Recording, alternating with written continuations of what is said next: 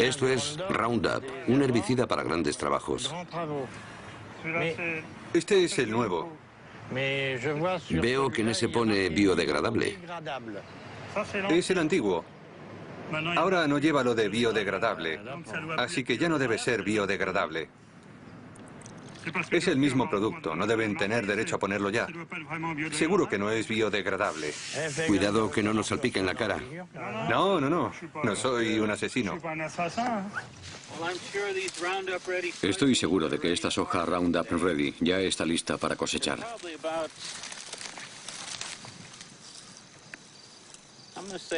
Probablemente tiene, yo diría que un 11% de humedad, así que está perfecta para la cosecha.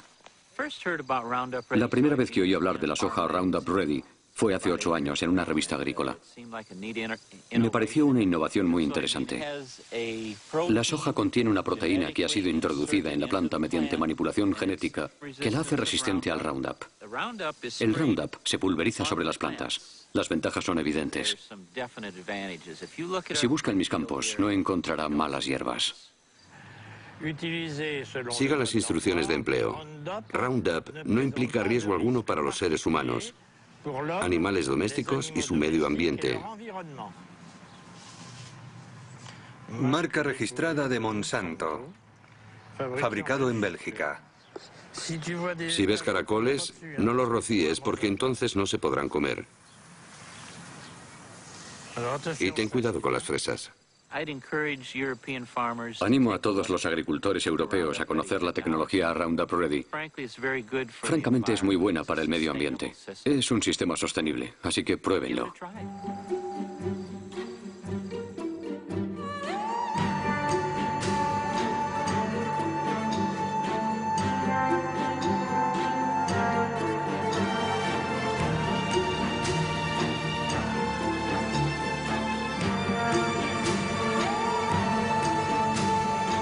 El mundo según Monsanto.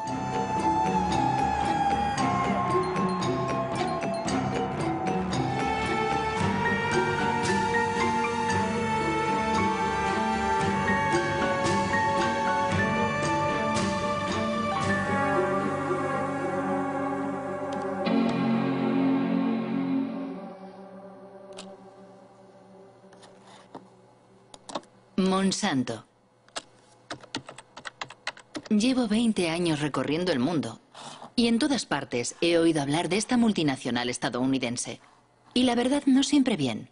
Deseando saber más, he navegado durante meses por la red, encajando pacientemente las piezas del rompecabezas.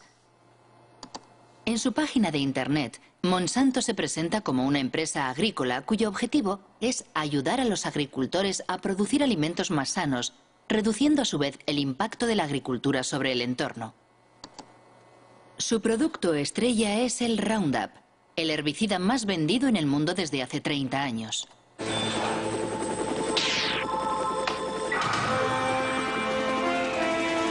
Una aplicación y se acabaron las malas hierbas. Roundup. Monsanto es igualmente líder mundial en biotecnología. El 90% de los OMG, organismos modificados genéticamente o transgénicos, cultivados en el planeta son suyos. La gran mayoría fueron manipulados genéticamente para que fueran resistentes a las emisiones de Roundup, como por ejemplo la soja Roundup Ready, literalmente lista para el Roundup.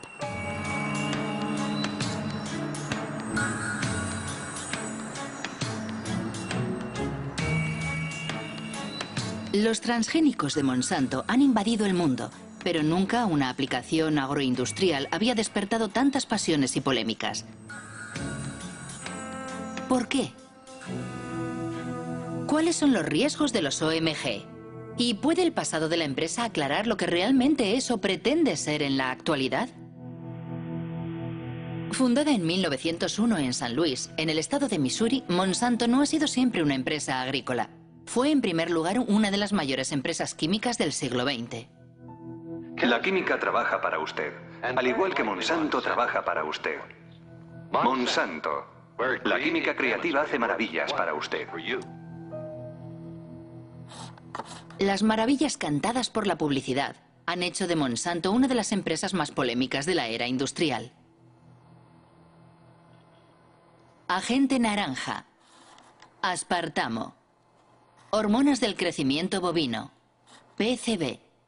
Los PCB, aceites químicos utilizados como aislantes en los transformadores eléctricos, fueron la estrella de la compañía durante casi 50 años. Se comercializaron como Aroclor en Estados Unidos, Pyralene en Francia, Oclofen en Alemania, hasta el momento en que fueron prohibidos a comienzos de los años 80. Monsanto, PCB.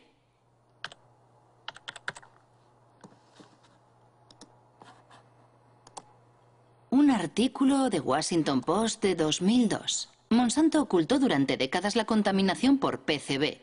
Ocurrió en Anniston, en el estado de Alabama.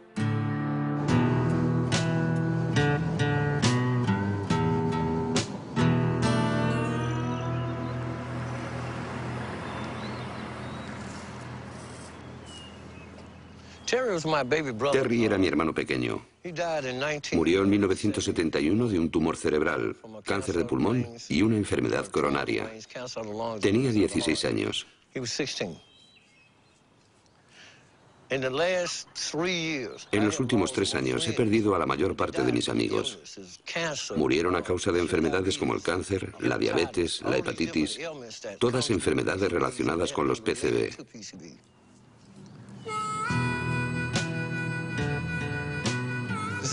Es el camino de Monsanto.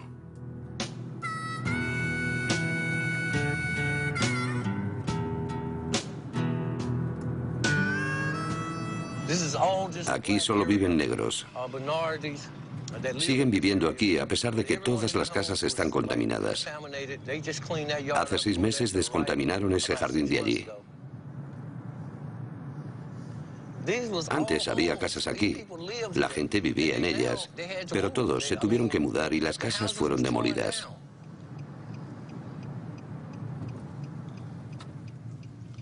Esta es la casa donde murió mi hermano. Yo crecí en ella.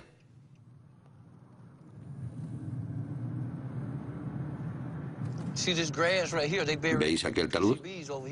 Ahí es donde están enterrados los PCB. Monsanto obtuvo permiso para enterrar los PCB en Anniston. Ese es el canal de Snow Creek, que corre sobre cemento. Salía de la fábrica y vertía los PCB justo aquí. El agua estaba envenenada y no se lo dijeron a nadie, salvo al Estado, que no nos dijo nada.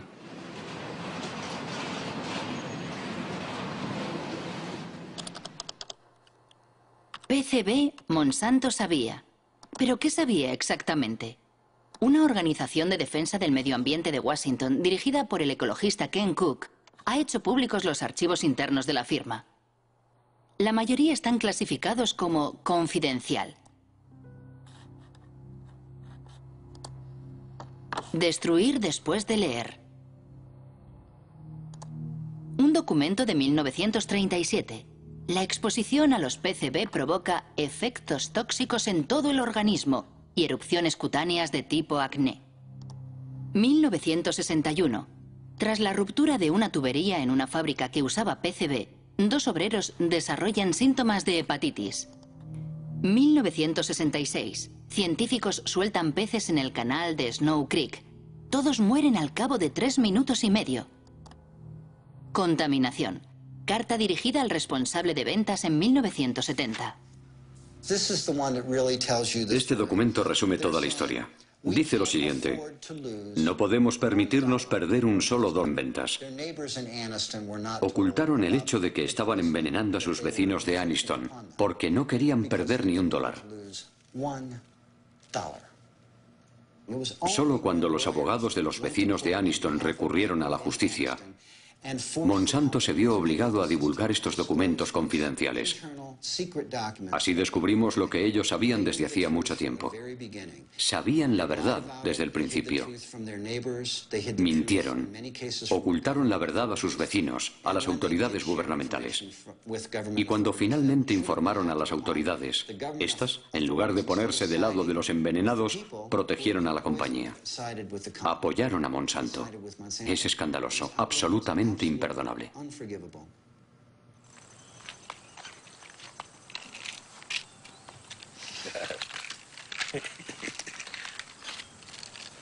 ¿Esta es toda tu medicación? No, no es toda. Tengo más aquí. ¿Cuál es tu tasa de PCB? 63,8 en sangre. En sangre. Si realizáramos una biopsia de su grasa, estaría en lo más alto de la escala con 3 o 4 mil partes por 1.000 millones. O más. ¿Cuál es el nivel tolerable? 2 partes por 1.000 millones.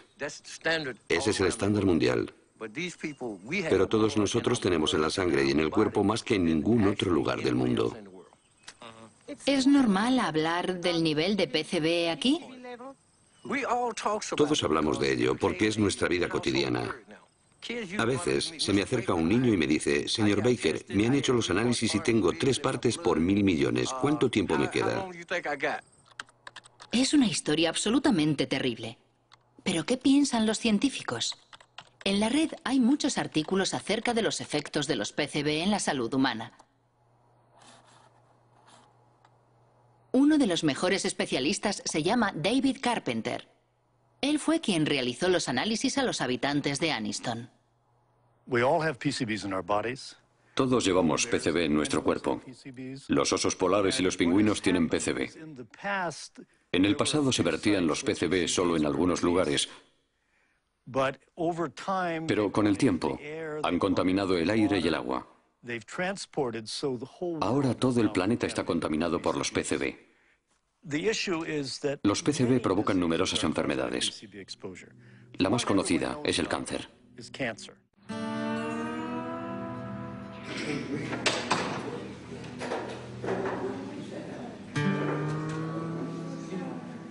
Mis análisis dicen que tengo 202 partes por 1.000 millones en mi sistema. Las mujeres contaminadas por PCB dan a luz a hijos con un coeficiente intelectual reducido. 29,6. Los PCB reducen el funcionamiento de la glándula tiroides. 1.800. Los PCB alteran las hormonas sexuales. Morir, dejadme morir. Morir en paz.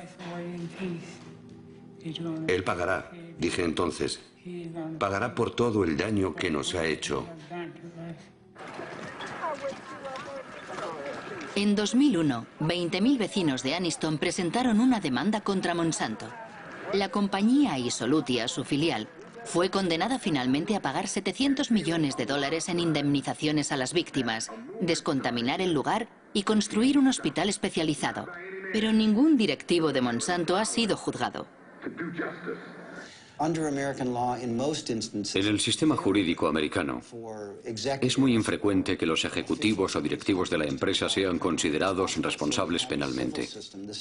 Sin embargo, tenemos la posibilidad de demandar a las empresas por la vía civil. Y tienen que pagar.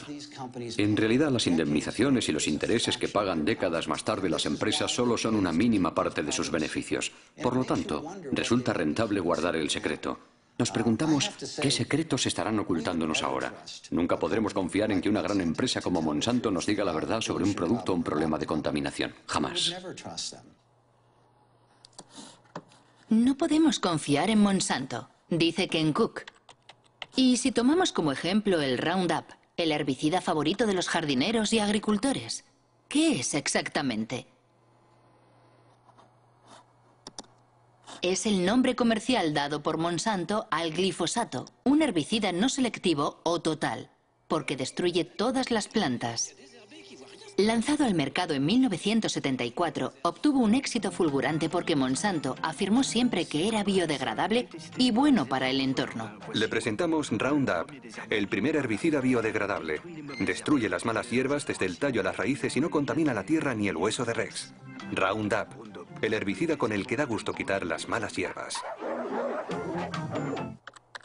Roundup, biodegradable. Ken Cook tiene razón. La empresa ha sido condenada 2 veces por publicidad engañosa. La primera en Nueva York, en 1996. La segunda en Francia, el año pasado. Los jueces consideraron que las menciones biodegradable, deja el suelo limpio y respeta el medio ambiente eran mensajes publicitarios engañosos. Más aún considerando que según los estudios realizados por el propio grupo Monsanto, solo se consigue un nivel de degradación biológica del 2% después de 28 días. He ahí la razón por la que biodegradable ha desaparecido recientemente de los bidones. Pero eso no es todo. Numerosos estudios científicos demuestran que el Roundup es altamente tóxico. Un ejemplo, el Roundup provoca alteraciones en la división celular. Un estudio del profesor Robert Bellet.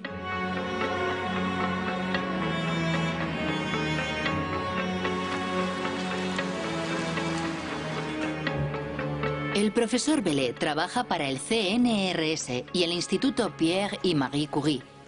Ha estudiado los efectos del Roundup sobre óvulos fecundados de erizos de mar. La gran sorpresa fue que el Roundup afectaba a la división celular. Enseguida observamos que el Roundup alteraba el proceso de la división celular, no al mecanismo de la división, sino a los mecanismos que controlan la división de las células. Es necesario comprender cómo se origina un cáncer. Al principio las células no son cancerosas, pero a partir de un determinado momento se producen modificaciones en ellas y la modificación principal es lo que se denomina la inestabilidad desde el punto de vista genético. Y esa es la primera alteración que hemos observado y demostrado para el Roundup. Por eso mantenemos que, en nuestra opinión, el Roundup induce las primeras etapas que conducen al cáncer. Y tenemos cuidado de no decir inductor del cáncer, porque el cáncer lo veremos dentro de 30 o 40 años. Inmediatamente cuando obtuvimos esos resultados, nos dimos cuenta de la importancia que podía tener para la gente que lo usa, porque las dosis con que trabajamos son muy inferiores a aquellas que utiliza la gente. Y pensamos, rápido, es necesario alertar lo antes posible y de la mejor forma posible a la opinión pública. Y para hacerlo pensé que lo mejor sería dirigirme a mis superiores y me sorprendió un poco, la verdad, muchísimo, cuando me sugirieron o incitaron vehementemente a que no hiciera públicos los resultados porque detrás estaba la cuestión de los transgénicos. Es una historia increíble. Se ha ocultado la toxicidad del Roundup para proteger el desarrollo de los transgénicos. Remontémonos al inicio de la historia de los transgénicos. Según la página web de Monsanto, la soja Roundup Ready fue el primer cultivo transgénico autorizado en Estados Unidos en 1996. Sus productores están agrupados en la ASA, la Asociación Americana de la Soja, cuya dirección puede encontrarse en la página de Monsanto. John Hoffman, su vicepresidente, es un defensor incondicional de la biotecnología. En primavera, hacia el 1 de mayo, fumigo una vez con Roundup para matar las malas hierbas. Y después, 6 o 7 semanas más tarde, hago una segunda aplicación. Y eso es suficiente para todo el año. Antes de que existiera el método Roundup Ready, los campos estaban llenos de malas hierbas. Teníamos que buscarlas y arrancarlas con las manos. Era mucho trabajo. El sistema Roundup Ready me permite ahorrar tiempo y dinero. Aparentemente, la nueva maravilla de Monsanto lo tiene todo para seducir a los agricultores. Pero ¿cómo funciona? ¿Cómo puede sobrevivir la soja a las emisiones de Roundup? Esto es una célula de soja. El corazón de la célula, el núcleo, contiene su ADN, la estructura genética de la soja. Para crear su transgénico, Monsanto atravesó la frontera entre las especies. Sus investigadores han seleccionado un gen procedente de una bacteria que le hace resistente al Roundup. El gen se fija a partículas de oro microscópicas que se bombardean sobre las células de soja con un cañón de genes. El gen penetra en el ADN y fabrica una proteína que permite a la planta resistir al Roundup.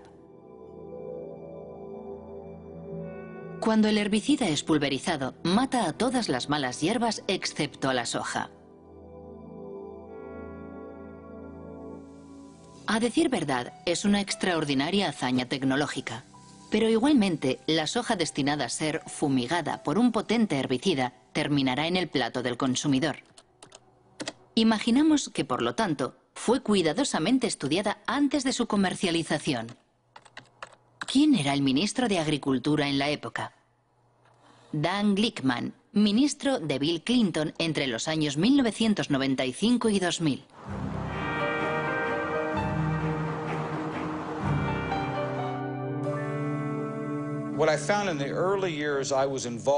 Al inicio de mi mandato, Existía un amplio consenso agroalimentario en el seno del gobierno de Estados Unidos. Quien no bajara la cabeza ante el desarrollo rápido de la biotecnología y de los cultivos transgénicos era considerado como alguien contrario a la ciencia y al progreso.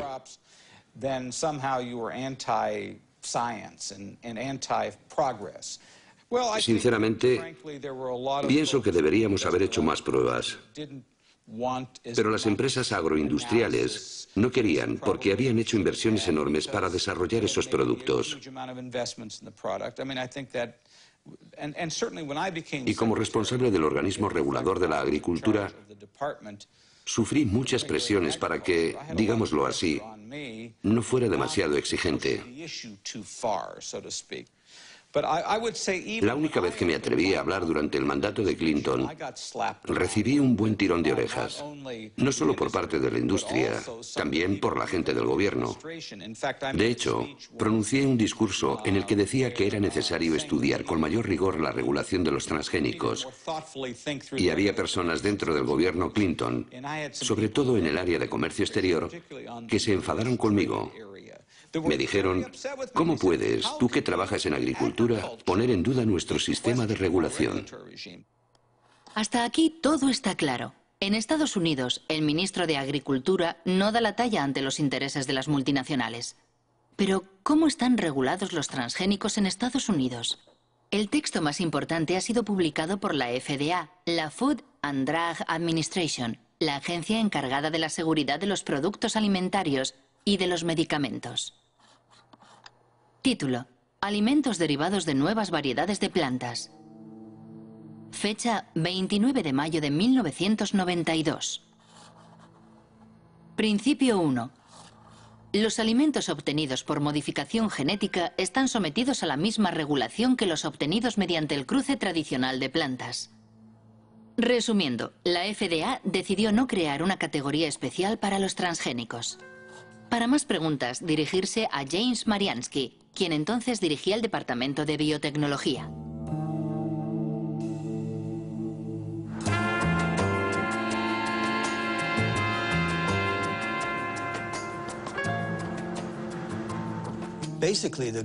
Básicamente, el gobierno tomó la decisión de no crear leyes nuevas.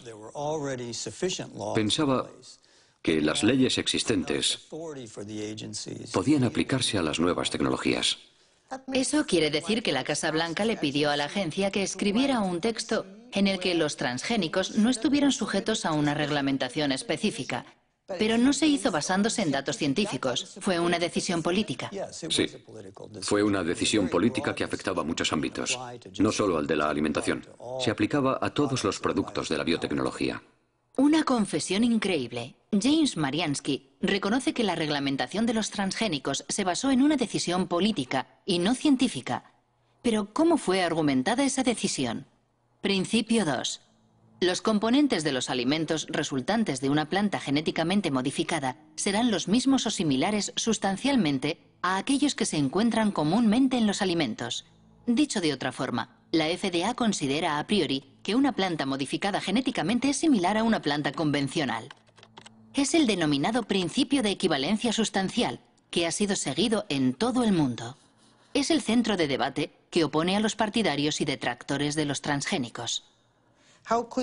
¿Cómo pudo decir la FDA que una planta transgénica era similar a una planta convencional?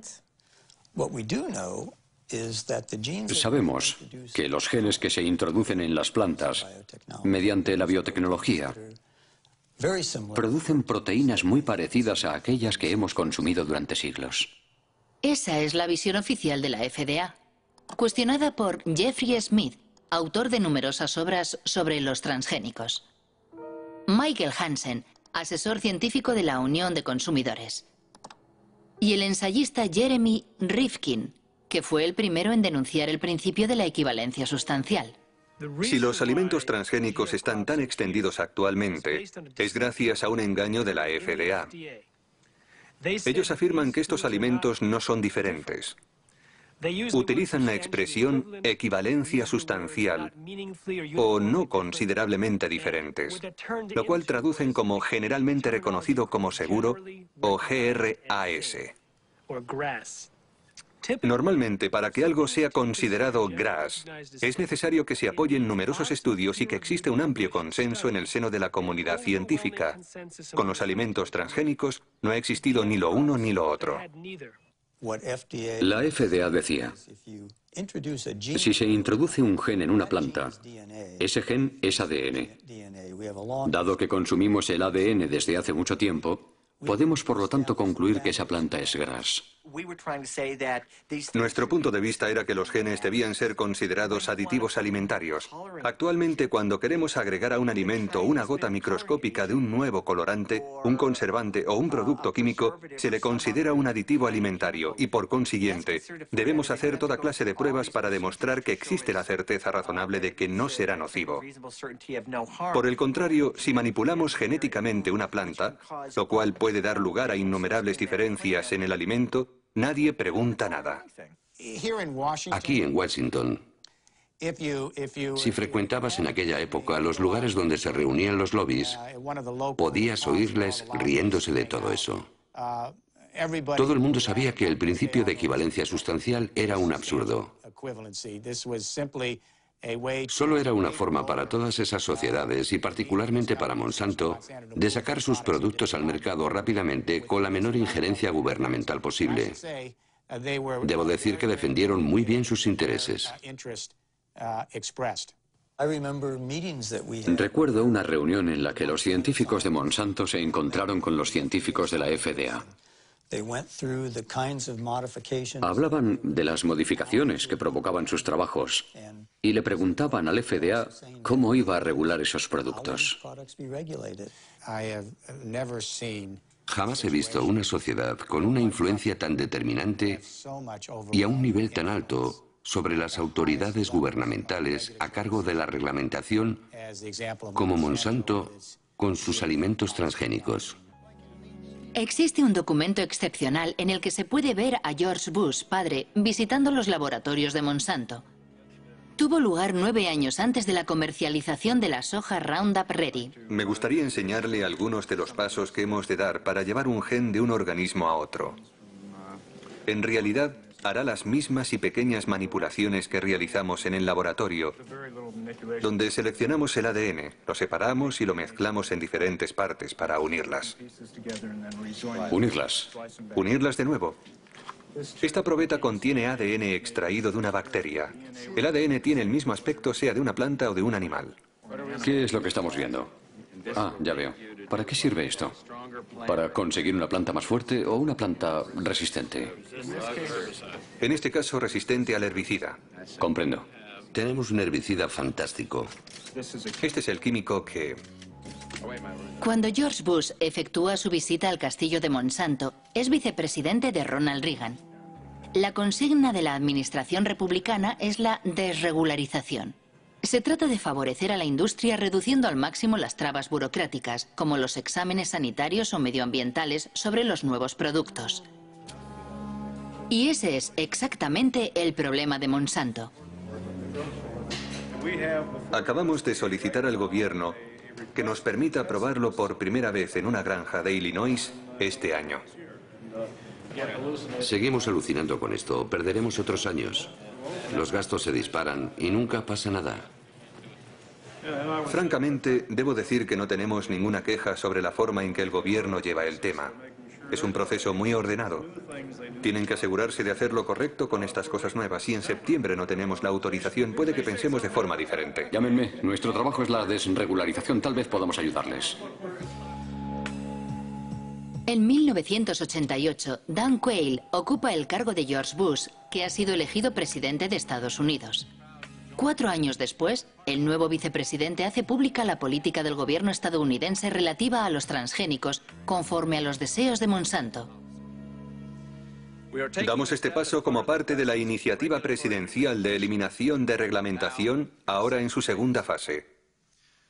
Estados Unidos ya es el líder mundial en biotecnología y queremos que siga siéndolo.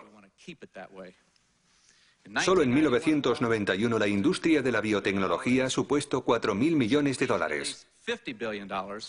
Esperamos que alcance los 50.000 millones de dólares en el año 2000. siempre que impidamos la proliferación de una regulación innecesaria. ¿Cree que fue una conspiración? La palabra conspiración es un poco fuerte, pero desde el punto de vista de la empresa, sin duda fue un asalto al poder. Enseguida, un tal Michael Taylor se convirtió en el administrador adjunto de la FDA, justo en el momento en el que se estaban redactando las normas de los alimentos transgénicos. ¿Quién es Michael Taylor? En Internet solo hay una imagen de ese hombre oscuro. Actualmente dirige la Fundación Recursos para el Futuro.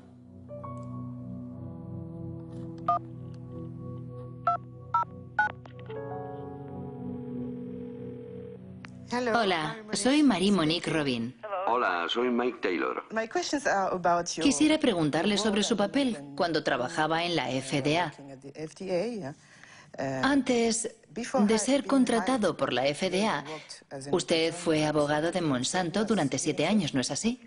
Bueno, era socio de un bufete de abogados del cual Monsanto era cliente y trabajé en algunos asuntos de Monsanto, sí. Ajá. Aparentemente, si lo que he leído es cierto, la FDA creó un cargo nuevo para usted, jefe de la Comisión de Reglamentación. Bueno, ¿Se trataba de una necesidad específica de la FDA en aquel momento debido a los nuevos transgénicos? yo no tuve nada que ver con los alimentos transgénicos, nada en absoluto. Yo no fui el creador de esa política, pero eso es, simplemente, eso es falso. Llegó a la FDA en julio de 1991. Hasta esa fecha había trabajado en el bufete de abogados King y Spalding. Entre sus clientes se contaba no solo Monsanto, también el IFBC, el Comité Internacional de los Alimentos y la Biotecnología. Escribió un documento para el IFBC explicando la manera en la que al Consejo le gustaría que se reglamentaran los alimentos transgénicos. Si comparamos la propuesta de Michael Taylor para el IFBC y el texto publicado por la FDA, son muy parecidos. Si él no es el autor del reglamento, entonces alguien cogió su documento y lo modificó levemente antes de publicarlo. El señor Taylor era entonces el comisario adjunto y fue él quien dirigió el proyecto. Él era el jefe, el autor del reglamento, el responsable de llevar el proyecto a buen término. Monsanto supo llevar perfectamente el juego político y legal. Desempeñó un papel clave en la aprobación de la comercialización de las hormonas de crecimiento bovino y en la manera en que el gobierno americano ha administrado la biotecnología. Michael Hansen acaba de mencionar la hormona del crecimiento bovino. ¿De qué se trata? Al parecer es una hormona transgénica que se le inyecta a las vacas para aumentar su producción láctea un 20%. Lo mínimo que se puede decir es que no le gusta a todo el mundo. La hormona es una amenaza para nuestra salud. Veneno mortal. Manipulación.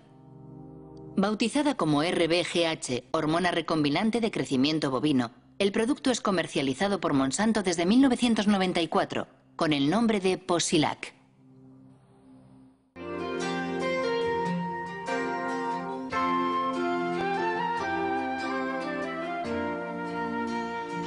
Posilac es el nuevo producto más seguro de la historia. Pronto comprobará los espectaculares resultados que Posilac le ofrece. En 1985, Monsanto presentó un informe ante la FDA solicitando la autorización para comercializar el Posilac. Los expertos de la agencia analizan los ensayos realizados por la firma en ejemplares experimentales. El veterinario de la FDA responsable del expediente se llama Richard Barrows. En una entrevista declara que responsables de la agencia han suprimido y manipulado datos.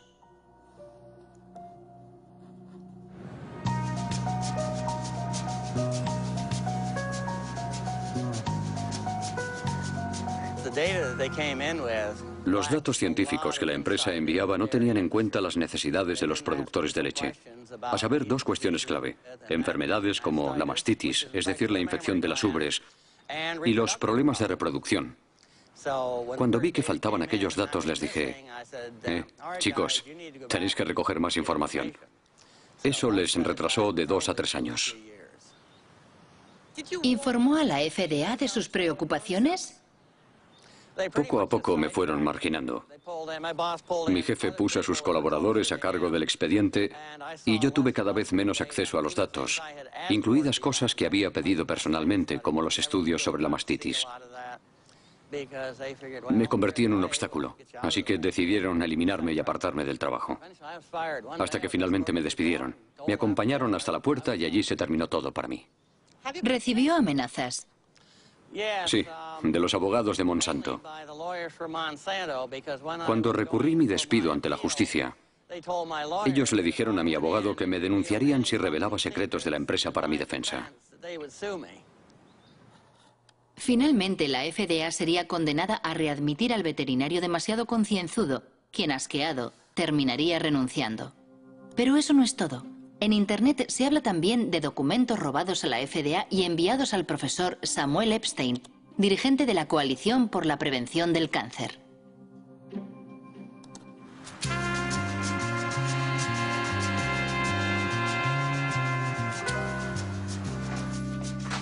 En 1990, el profesor Epstein publica un artículo en The Milkweed, una revista de referencia especializada en leche que dirige el periodista Pete Hardin. Una primicia basada en documentos secretos que los dos hombres investigaron minuciosamente. Un día encontré en la oficina una caja enorme llena de documentos enviada desde Washington por un remitente anónimo.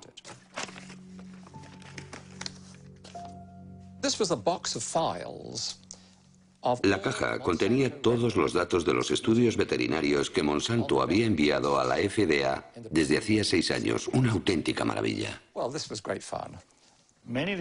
La mayor parte de los documentos son originales, con la frase información interna y confidencial que no puede ser reproducida, revelada o enviada fuera de la empresa sin la debida autorización. Justo lo que un periodista de investigación desea publicar.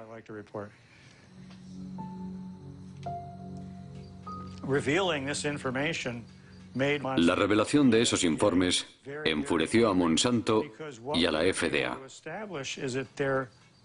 Nosotros demostramos que los cambios fisiológicos observados en los animales tratados con la hormona eran dramáticos.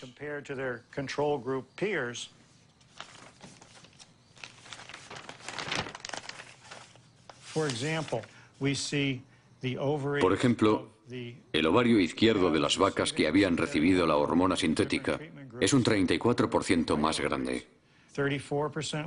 Hasta un 42 o un 44% según los grupos. Más aún, los informes demuestran que los animales tratados tienen graves problemas para reproducirse. Los datos son concluyentes. Nosotros proporcionamos los datos sin procesar y procesados, datos contrastados no por nosotros para su verificación. Las autoridades sanitarias que han analizado la somatotropina bovina han comprobado que no existe ningún riesgo para los consumidores. Para Monsanto, la hormona no solo no representa ningún problema, sino que solo conlleva beneficios para el consumidor. Como la composición química de la leche no es alterada por el Posilac, sus propiedades y su gusto no cambian.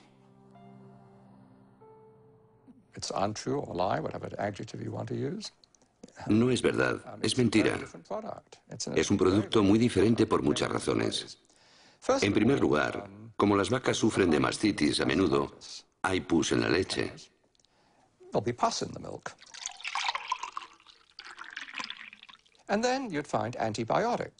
Además, debido al tratamiento de la mastitis, se encuentra una gran cantidad de antibióticos en la leche. Por último, se ha observado un aumento importante del llamado IGF-1, el factor insulina de crecimiento. Desde los años 80, unos 60 estudios han demostrado que existe una relación directa entre un nivel elevado de IGF-1 y el cáncer de mama, de colon y de próstata. Es una historia absolutamente asombrosa. ¿Hubo otros países que autorizaran la RBGH? Al parecer, la hormona fue prohibida en Europa y Canadá. En Canadá también. La Agencia de la Salud de Canadá suele calcar sus decisiones de la FDA. RBGH. Escándalo en Santé, Canadá. Monsanto acusado de intento de soborno. En octubre de 1998, 3 científicos de Santé, Canadá, declararon ante una comisión del Senado por oponerse a la comercialización de la hormona transgénica. El escándalo ha sido descubierto por el Dr. Steve Kopra, un whistleblower, en inglés, alguien que da la voz de alarma.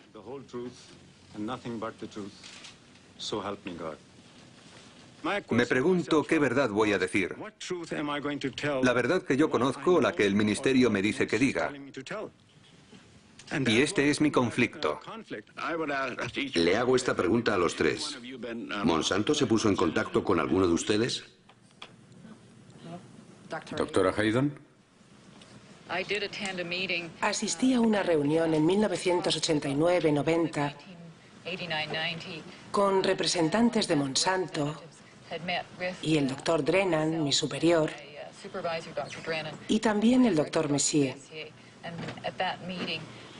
La compañía nos ofreció de 1 a 2 millones de dólares. No sé lo que sucedió después, pero mi director dijo después de la reunión que iba a presentar un informe sobre lo ocurrido a sus superiores. ¿Cómo reaccionó Monsanto? Bien, Monsanto no negó que hubiera ofrecido 2 millones de dólares durante aquella reunión. Después dijeron que había sido una propuesta para hacer más investigaciones en Canadá sobre la vaca canadiense. En cualquier caso, el resultado es que la hormona transgénica no ha sido autorizada en Canadá. Tras las revelaciones de Canadá, el Parlamento Europeo la prohibió para siempre. Después, de repente, Margaret Haydon, Gerard Lambert y yo fuimos despedidos por desobediencia. ¿Fueron despedidos? Sí, nos despidieron y llevamos el asunto a los tribunales. No a la hormona del crecimiento bovino. En Estados Unidos, el Congreso había abierto también una investigación a petición de los detractores de la hormona transgénica. Entre otras cosas, denunciaban la prohibición de etiquetar la leche según su origen, lo cual impedía elegir a los consumidores. Curiosamente, la investigación nunca concluyó. La hormona de crecimiento bovino BGH es una prueba de la aceptación de la ingeniería genética por el consumidor. ¡A la basura! ¡A la basura! ¡A la basura!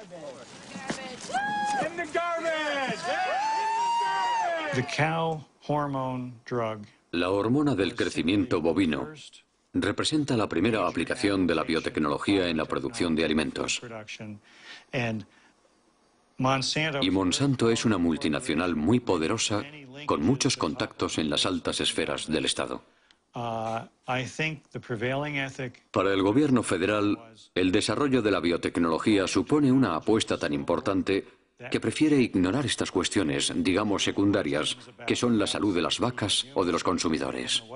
La razón por la cual la FDA ha autorizado la comercialización del RBGH es que numerosos antiguos empleados de Monsanto ocupan puestos clave en la FDA. Entraron en la agencia para conseguir que ésta aprobara el producto. Es lo que llaman las puertas giratorias, con un efecto de doble hélice. Puertas giratorias. Sí, las puertas giratorias. No solo en agricultura hay puertas giratorias. Las hay en muchos sectores. Donald Rumsfeld fue director general de Shell, una filial de Monsanto. El antiguo embajador estadounidense de Comercio Exterior, Mickey Cantor, fue consejero de administración de Monsanto. Clarence Thomas, juez de la Corte Suprema, trabajó para Monsanto.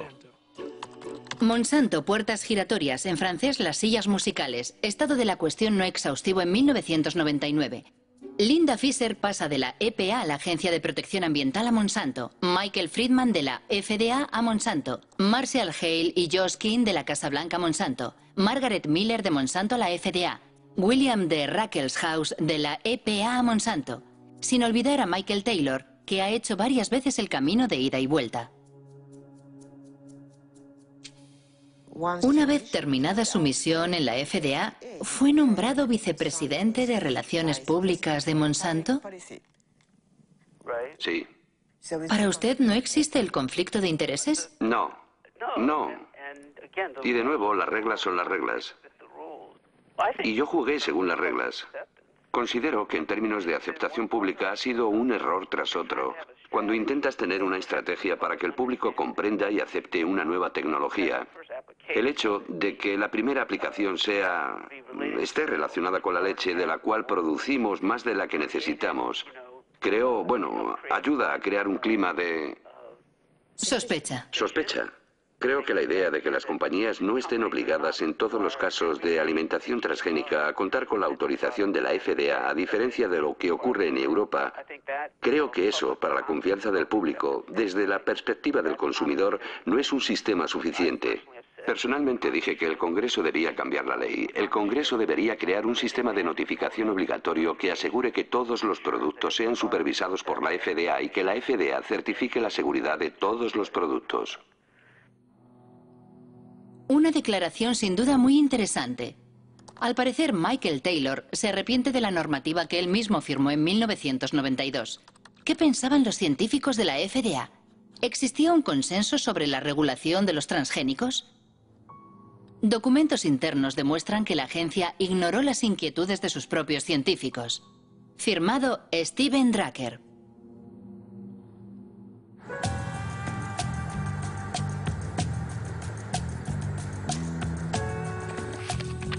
Steven Drucker es un abogado que trabaja para una coalición de organizaciones no gubernamentales. Demandó a la FDA y consiguió la desclasificación de sus archivos sobre los transgénicos. Recibimos más de 44.000 páginas que revelaban que la FDA lleva mintiendo al planeta al menos desde 1992. Y sigue mintiendo. Finge que el principio de equivalencia sustancial entre los alimentos transgénicos y las plantas convencionales está basado en un amplio consenso en el seno de la comunidad científica y que numerosos datos científicos lo demuestran. Esas dos afirmaciones son mentiras flagrantes. Por ejemplo, el doctor Luis Privil, del Departamento de Microbiología de la FDA, ha escrito: hay una enorme diferencia entre los efectos inesperados que pueden provocar las plantas tradicionales y los alimentos transgénicos. A continuación añade que ciertos aspectos de la manipulación genética podrían resultar más peligrosos.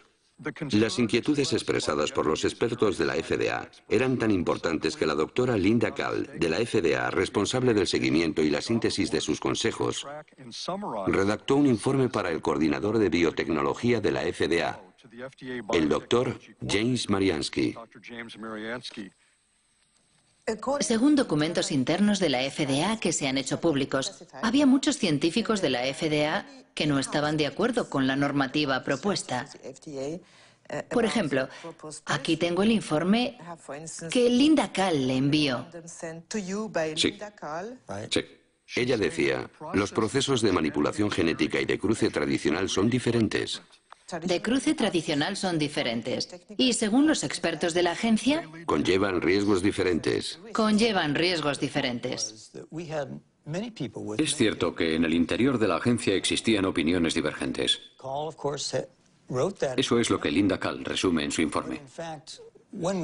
Pero cuando terminamos de redactar la normativa, todos los científicos estaban de acuerdo. Por supuesto que la FDA había investigado el uso de la manipulación genética, pero no tenían ninguna información que indicara que la técnica en sí pudiera crear productos diferentes en términos de calidad o seguridad. Antes de que los científicos de la FDA expresaran sus inquietudes, la agencia recibió una señal de alarma muy clara. En efecto, el primer aditivo alimentario manipulado genéticamente y comercializado en el mercado estadounidense había provocado una grave epidemia. ¿Recuerda lo que sucedió con el L-triptofán en 1989? Sí. Era un aminoácido manipulado genéticamente. A priori conocemos muy bien los aminoácidos. Sí. Mató a decenas de personas y cientos más enfermaron. Provocó una epidemia de una enfermedad desconocida llamada EMS. Es cierto. ¿Cuántas personas murieron? Sí, pero nosotros teníamos muchos... 37 y más de 1000 inválidos. ¿Lo recuerda? Lo recuerdo. Según un documento de la FDA, usted dijo, no sabemos cuál es la causa del EMS, pero no podemos descartar la hipótesis de que se deba a la manipulación genética. ¿Dijo usted lo que acabo de leer? Sí. Increíble. James Mariansky no descartaba que la manipulación genética pudiera provocar efectos inesperados, pero no movió un dedo. ¿Hay científicos independientes que hayan trabajado sobre esta cuestión crucial para los consumidores? Arpad Pusztai, un renombrado científico, perdió su trabajo después de expresar sus inquietudes sobre los transgénicos. Ocurrió en 1998.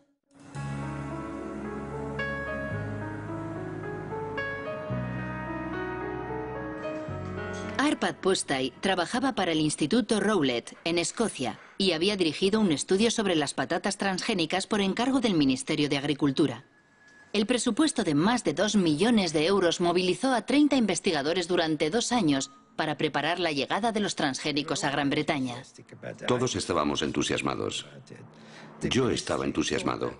El ministerio pensaba que si hacíamos ese estudio, examinando todos los aspectos, aquello serviría de apoyo a los alimentos transgénicos. Cuando llegara el momento de comercializar los productos, podrían decir que el mejor laboratorio de nutrición europeo había comprobado que no existía ningún problema.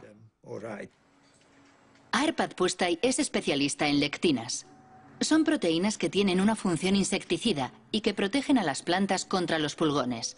Los científicos del Instituto Rowlett crearon patatas resistentes al pulgón insertando un gen del narciso de las nieves que produce la famosa lectina. Antes, habían verificado que las lectinas, en su estado natural, no son peligrosas para la salud. Las patatas transgénicas fueron probadas en ratas. Constatamos 2 efectos. En primer lugar, la proliferación de células en el estómago, lo cual no es bueno.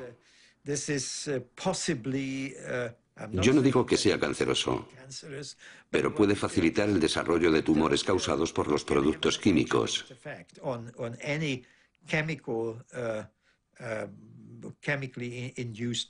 Además, el sistema inmunitario del estómago estaba alterado. No sabemos si eso es bueno o malo, pero en cualquier caso, el organismo trataba a las patatas como cuerpos extraños.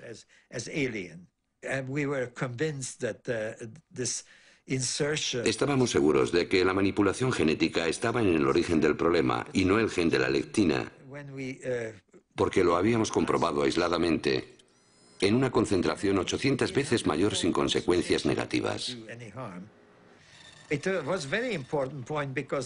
Era muy importante porque la FDA hablaba en la época de una tecnología neutra. Nosotros dijimos en público que el problema en sí no era el gen, sino la técnica de inserción. Cuando llegaron a Gran Bretaña los primeros cargamentos de soja norteamericana, la BBC entrevistó a Arpad Pusztai sobre la cuestión. Como científico que trabaja en este campo, considero que es muy injusto utilizar a nuestros conciudadanos como cobayas. Creo que jamás me perdonaron que dijera aquello. Monsanto comprendió rápidamente la importancia de nuestros resultados. Ya estaban al corriente antes de la emisión de la entrevista, porque el Instituto de Investigación Agrícola recibía mucho dinero de Monsanto.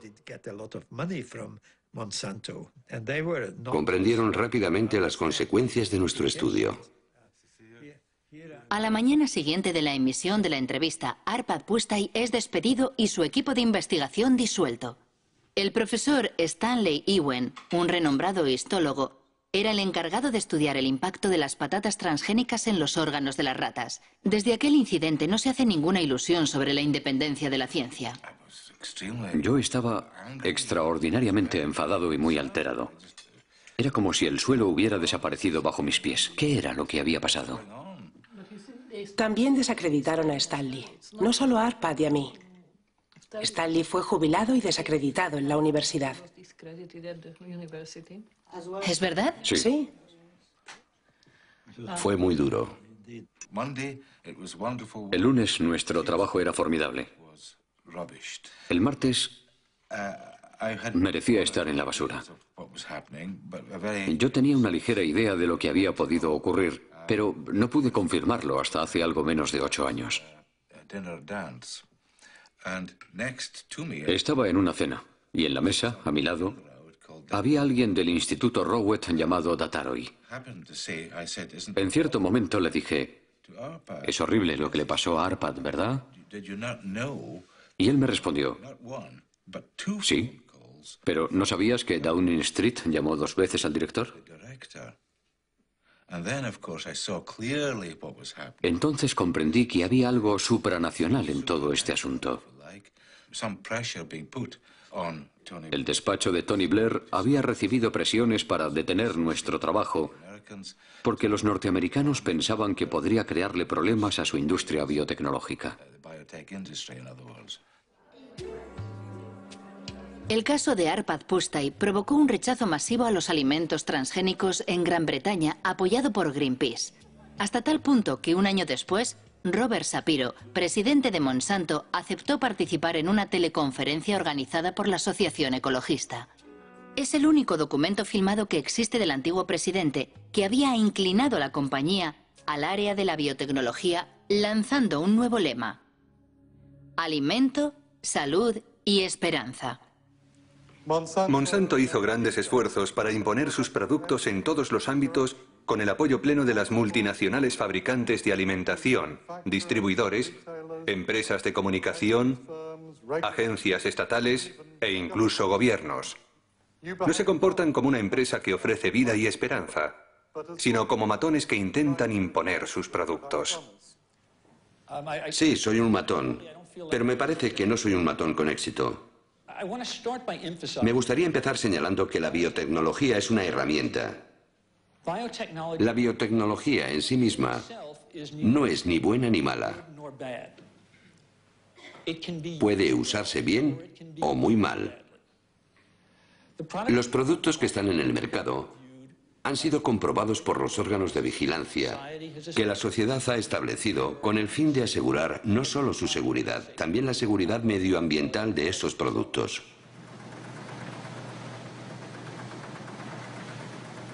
Diez años después de su lanzamiento comercial, la soja Roundup Ready representa el 90% de la soja cultivada en Estados Unidos y el 70% de los alimentos vendidos en los comercios americanos contiene productos transgénicos. A diferencia de lo que ocurre en Europa, los consumidores no pueden elegir porque está prohibido etiquetarlos como transgénicos. Una consecuencia directa del principio de equivalencia sustancial. Tengo un grano de soja en la mano y lo puedo comer con toda confianza. Es muy seguro. Creo que la FDA confía en que esta soja es tan segura como las demás variedades. ¿Cómo puede estar tan segura la agencia? Se basa en los datos que la empresa proporcionó a la FDA y que han sido evaluados por los científicos de la agencia. A ninguna empresa le interesa realizar un estudio para, a continuación, ocultar los resultados. ¿Cómo puede estar tan seguro James Mariansky? Si tecleamos Monsanto falsificó estudios científicos, obtenemos 174.000 respuestas. Entre ellas un informe de la EPA, la Agencia de Protección Ambiental de Estados Unidos. Monsanto habría falsificado investigaciones sobre los efectos cancerígenos de la dioxina.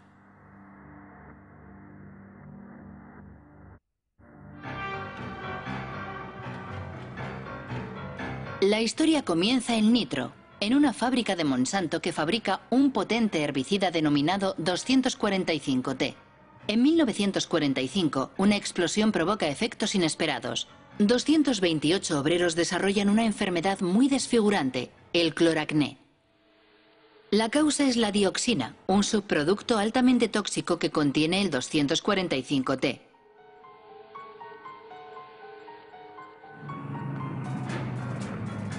El 245T era el componente principal del agente naranja, el defoliante empleado por el ejército americano en la guerra de Vietnam. En los años 60, 40 millones de litros de agente naranja fueron arrojados en el sur del país, es decir, 400 kilogramos de dioxina pura. 3 millones de personas fueron contaminadas, entre ellas miles de soldados americanos. 40 años después de la guerra, la dioxina continúa causando víctimas. Se dice que actualmente el veneno provoca cáncer y graves alteraciones genéticas.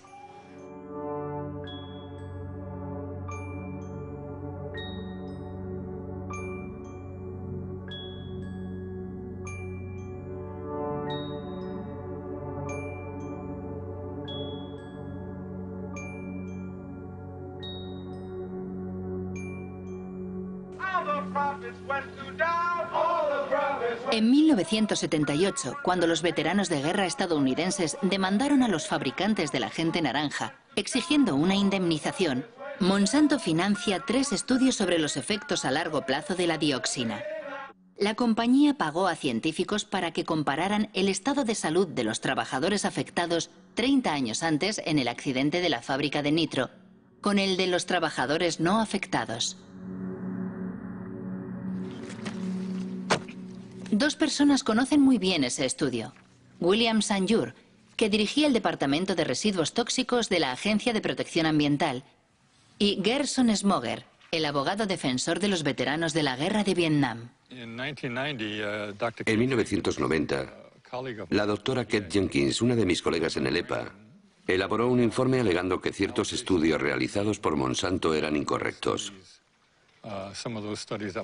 Si hubieran sido realizados correctamente, los resultados habrían sido los opuestos a los obtenidos por Monsanto.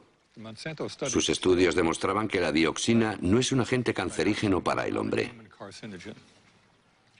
Tenían los datos de las investigaciones y manipularon su interpretación para llegar a la conclusión que querían. Una investigación jamás se hace así, jamás. Pero así fue como consiguieron lo que querían.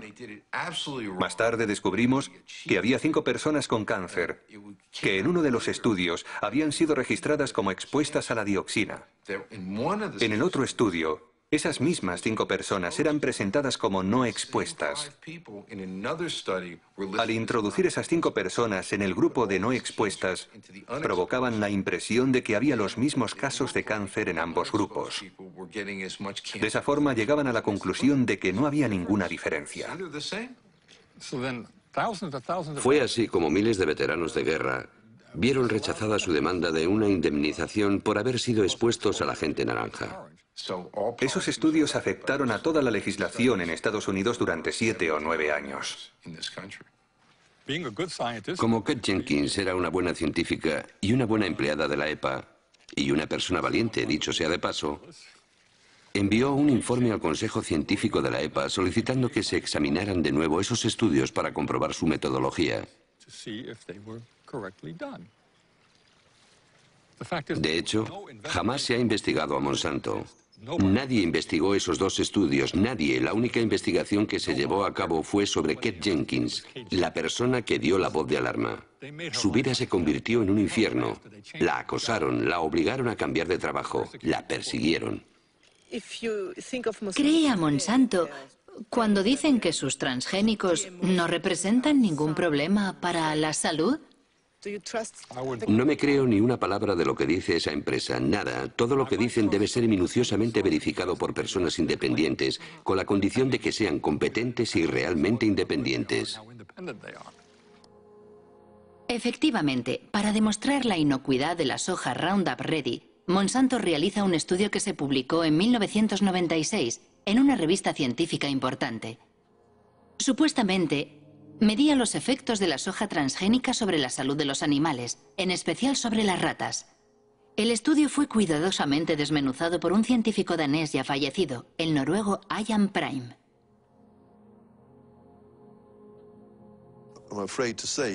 Para mí, este estudio tiene muy poco valor. Resulta decepcionante, sobre todo sabiendo que sirvió de base al principio de equivalencia sustancial. Hay cosas sorprendentes. Por ejemplo, esta frase: los estudios sobre la alimentación de los animales nos proporcionan la seguridad parcial de que no hay cambios importantes. ¿Cómo que parcial? Eso no es suficiente. Yo quiero el 100% de seguridad. Por ejemplo, en la página 723 se puede leer: salvo por su coloración más marrón, los hígados parecían normales durante la autopsia. ¿Cómo se puede decir eso sin estudiar el interior del hígado? Sin estudiar las muestras al microscopio para ver si no hay diferencias. Además, usaron ratas viejas. Cuando se quieren ocultar los problemas, no hay nada mejor que coger animales adultos, porque son los jóvenes los que permiten observar si se ha producido alguna modificación. Podemos afirmar que se trata de mala ciencia, porque proporcionan muy pocos datos. ¿Intentó conseguir los datos originales del estudio sobre las ratas? Yo no, pero un colega sí. Fue muy largo y frustrante, porque tuvo que ir de despacho en despacho. Y finalmente, la respuesta fue negativa. Si no hay nada que ocultar, no debería ser un problema. Los datos deberían estar a disposición de todo el mundo para que se pueda trabajar con ellos. Pero cuando vemos que se ocultan los datos, todos sospechamos. Nos preguntamos por qué los ocultan así. De cualquier forma, una cosa es segura. Fue gracias a esos estudios insuficientes por lo que los transgénicos de Monsanto invadieron el mundo, principalmente América del Norte y del Sur, Asia y Australia. En 10 años los cultivos transgénicos se han extendido por más de 100 millones de hectáreas. El 70% son resistentes al Roundup y el 30% restante ha sido manipulado genéticamente para fabricar un insecticida denominado BT. Desde 2001, la compañía publica un documento titulado The Pledge, la promesa, una especie de carta ética en la que intenta responder a sus detractores justificando sus prácticas. En el corazón de su oposición a los transgénicos se encuentra singularmente la cuestión de las patentes. Eso que Monsanto llama sus derechos de propiedad intelectual, que deben proteger sus inversiones.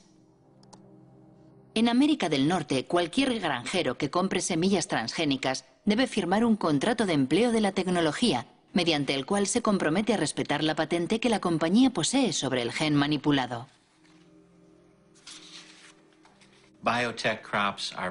En Estados Unidos, los alimentos transgénicos están protegidos por la ley de patentes. Por esa razón, no tengo derecho a guardar granos para sembrarlos el año siguiente. Es una protección para Monsanto y las empresas dedicadas a la biotecnología, porque han invertido muchos millones de dólares para crear esta tecnología nueva. ¿Cómo puede saber Monsanto que alguien ha vuelto a plantar sus semillas?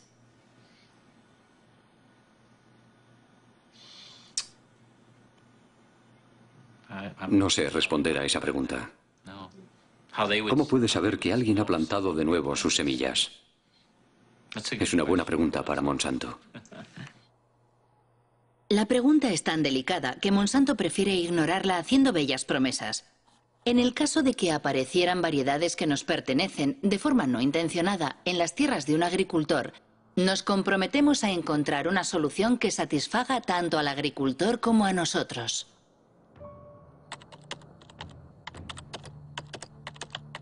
Pero la realidad resulta mucho menos idílica. El Centro para la Seguridad Alimentaria de Washington ha publicado un estudio sobre los agricultores demandados por Monsanto por no respetar su patente sobre semillas. Se han contado al menos un centenar de procesos y numerosas quiebras.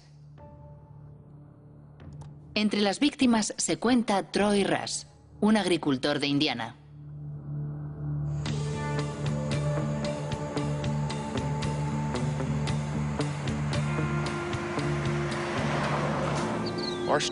Nuestra historia comienza en 1999.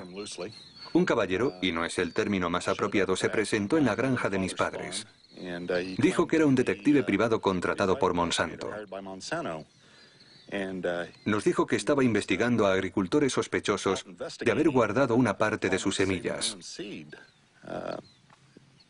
Nos preguntó directamente si ese era nuestro caso. Le contestamos que no, y le enseñamos las facturas de compra de herbicidas y grano. Incluso le dimos las direcciones de los vendedores para que lo comprobara personalmente, pero declinó nuestra invitación. Después de aquel incidente, Monsanto demandó a mi familia. Monsanto presentó documentos que, supuestamente, eran análisis de muestras recogidas en nuestra granja. Para obtener las muestras, Monsanto tuvo que entrar en nuestras tierras sin autorización y robarlas. Recuerdo que aquel año habíamos plantado 200 hectáreas de soja Roundup Ready. Era un contrato que teníamos con un productor de semillas para producir simiente. El contrato era muy preciso porque indicaba dónde íbamos a sembrar. Era muy fácil de comprobar y todo el mundo lo sabía. ¿Por qué negociaron un acuerdo amistoso con Monsanto? Al cabo de 2 años y medio, la familia estaba completamente destrozada a causa del estrés. Sus acciones amenazaban el trabajo de 5 generaciones. Si Monsanto hubiera ganado, lo habríamos perdido todo. Y ellos se lo habrían quedado todo. Todo. Buenos días. Buenos días, señor. ¿Cómo estás hoy, Troy? Bien, ¿cómo estás? ¿Cómo va todo? Bien. Troy Rush y David Runyon cultivan soja tradicional. Los dos han sido víctimas de lo que en Estados Unidos llaman la policía de los genes. Creada por Monsanto para imponer su ley en los campos, la policía de los genes siembra el terror en el campo norteamericano, donde se denuncian los métodos totalitarios de un mundo dominado por los transgénicos. Troy, me gustaría que vieras unas fotos. Mira lo que hice para impedirles que volvieran a entrar en mis tierras.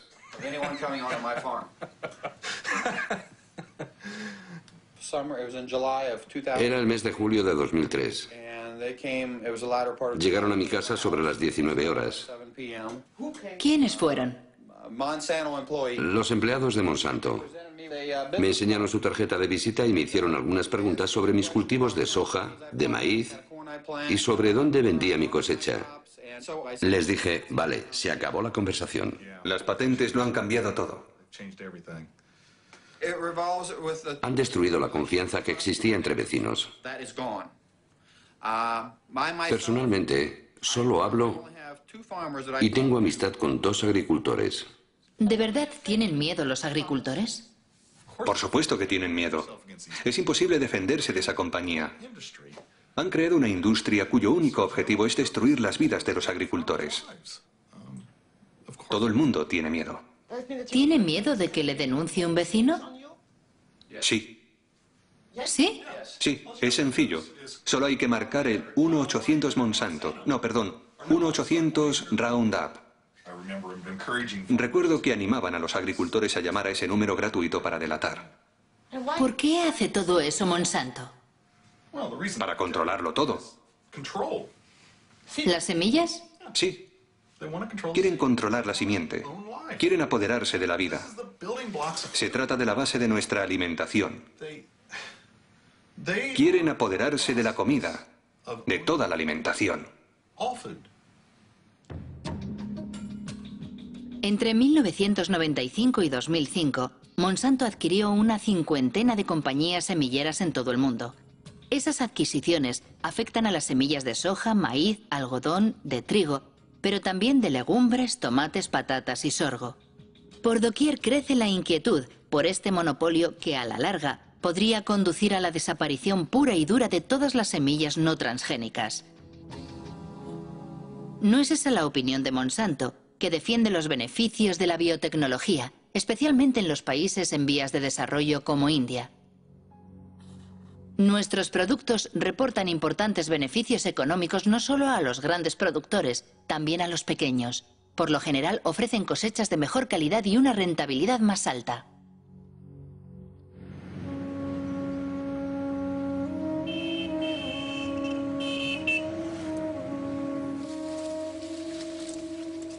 India es el tercer productor mundial de algodón. En 1999, Monsanto compró Maiko, la primera empresa productora de semillas del país. 2 años más tarde, el gobierno indio autorizó los cultivos BT, denominados Bollgard, que fueron manipulados para fabricar un insecticida que supuestamente repele los ataques del gusano americano, un parásito del algodón. Día y noche, las 24 horas todos los días. Bollgard te protege. Este es el poder de Bollgard. Menos herbicida, más beneficios. Semillas de algodón Bollgard. El poder para vencer a los insectos. Desde el año 2001, Kiran Sakari y Abdul Gaim estudian día a día los cultivos del algodón transgénico entre los pequeños agricultores del distrito de Warangal. Cada año, estos 2 ingenieros agrónomos publican un informe comparando el rendimiento y los costes de producción del algodón BT con el del algodón convencional. En 2006, la cosecha fue arrasada por una enfermedad que afecta a los cultivos transgénicos. Las plantas de este campo de algodón Bollgard están infectadas por la rizoctonia. El interior del tallo es fibroso, al contrario que en una planta sana. Es típico de esta enfermedad. Todos los agricultores dicen que nunca lo habían visto. En el estudio que realizamos en 2001, solo observamos la enfermedad en algunas plantas de algodón BT. Pero con el tiempo se ha extendido y ahora no solo la encontramos en los campos de algodón BT, también en los cultivos no transgénicos. Personalmente creo que existe una mala interacción entre la planta manipulada y el gen insertado. Eso provoca una mayor debilidad en la planta que ya no se resiste a la rizoctonia. He leído en la página web de Maiko Monsanto que el algodón BT reduce supuestamente en un 79% el uso de pesticidas y aumenta el rendimiento en un 30%. Pero es un fracaso total. Invariablemente, al cabo de 70 o 90 días hay que tratar a las plantas contra el gusano americano, aunque sea algodón BT. ¿Cómo se explica que tantos agricultores compren semillas BT? Para los campesinos la oferta es muy reducida.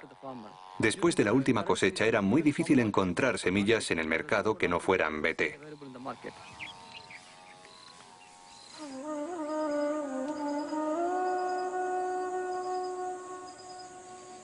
Actualmente en India, Monsanto controla prácticamente la totalidad del mercado de simiente de algodón. Una manera de imponer sus semillas transgénicas 4 veces más caras que las semillas convencionales. Para conseguirlas, los campesinos se ven obligados a empeñarse con intereses de usura. Si la cosecha es mala, van a la quiebra. Es una espiral infernal que está diezmando las aldeas indias.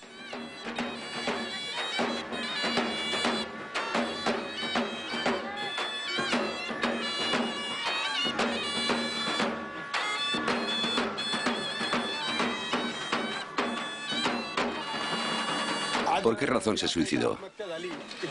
La cosecha se ha perdido. ¿Algodón BT? Sí, algodón BT. ¿Hay alguna otra razón?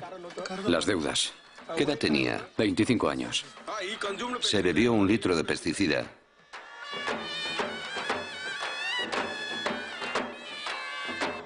¿Es el primer suicidio en la aldea? No. El segundo.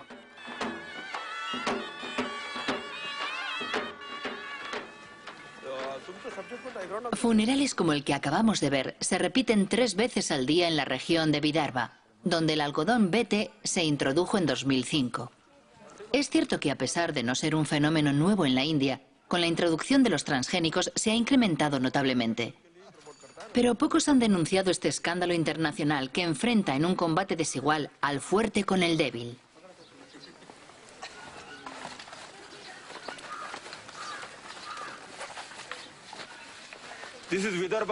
En las zonas de Vidarbha, donde se cultiva el arroz, se producen pocos suicidios. Esta es la zona donde se cultiva el algodón.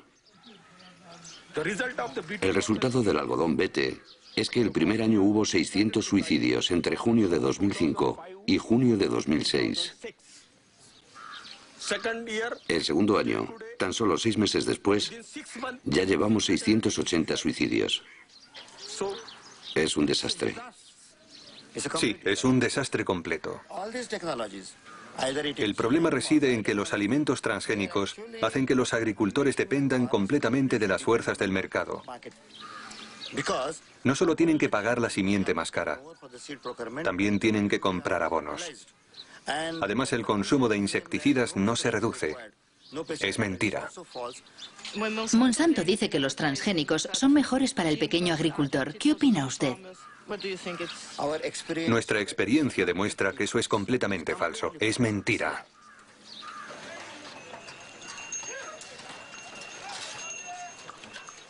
Este día de diciembre de 2006, la revuelta planea sobre el mercado de algodón más importante del estado de Maharashtra.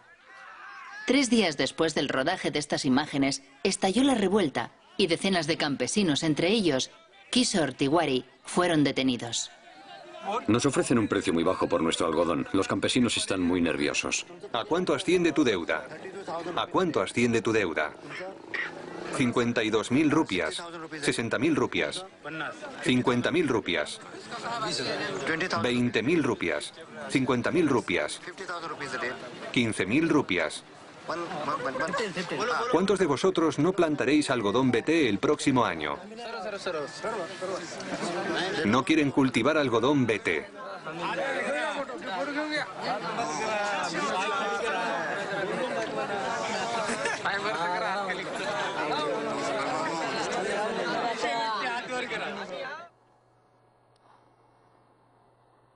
Las semillas del suicidio. Es el título de un libro escrito por Vandana Shiva.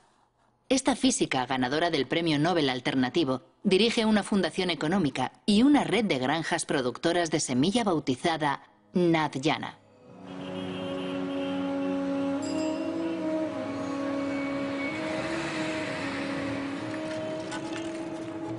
Vandana Shiva ya luchó contra la primera revolución verde, aquella de los años 60 que introdujo la agricultura industrial en la India.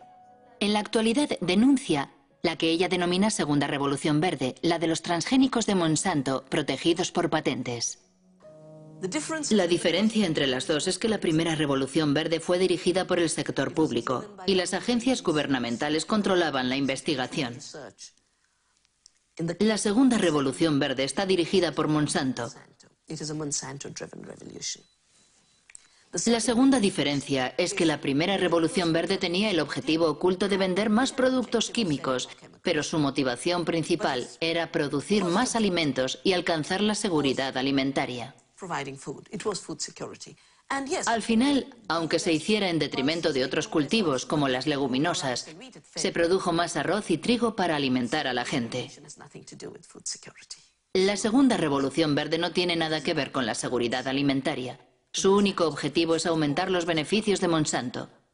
Ellos siempre han dicho que la manipulación genética es un medio para conseguir patentes. Ese es su verdadero objetivo.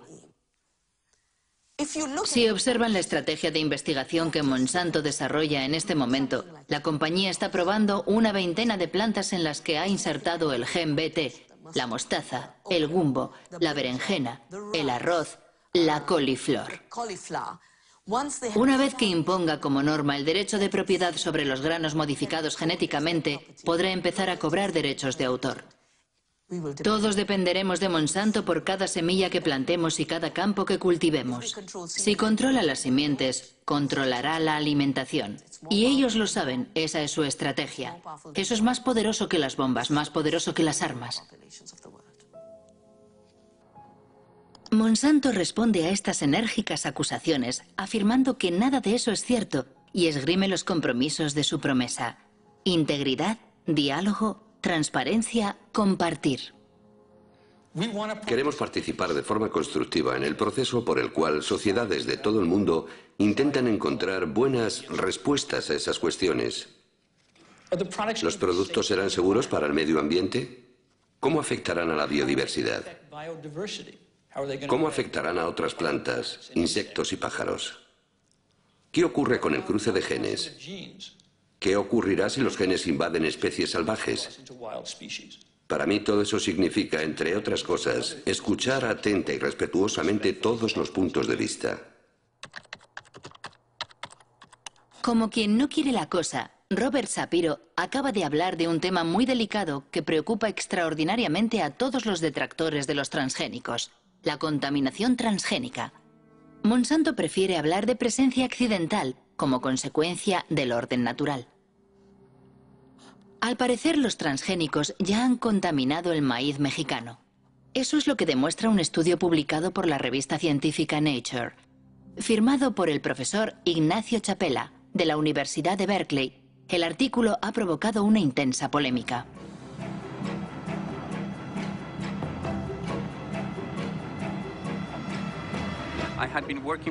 Durante 15 años he trabajado con comunidades indígenas de Oaxaca, en México, para enseñarles a analizar su medio ambiente.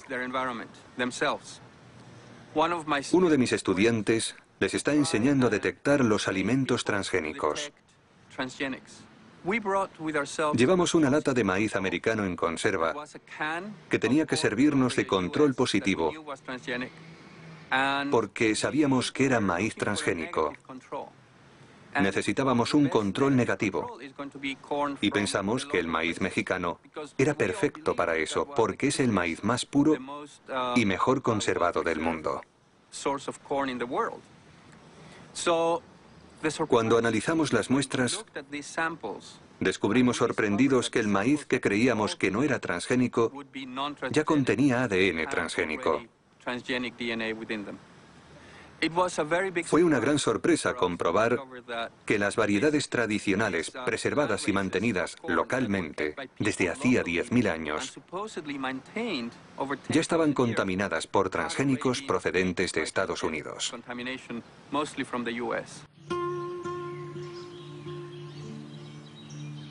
México es el lugar originario del maíz. En la región de Oaxaca, al sur del país, existen más de 150 variedades locales. Esa gran biodiversidad es un tesoro universal que protege la reserva genética de maíz conservada por millones de campesinos mexicanos. ¿Este maíz es para la familia? Sí, para la familia nada más. Hace tortillas. Pero siempre de este tamaño, así limpio, se recoge para semilla, para el otro año. ¿Nunca compra semillas afuera? No. ¿Se intercambia? Sí, trueque de la antigüedad.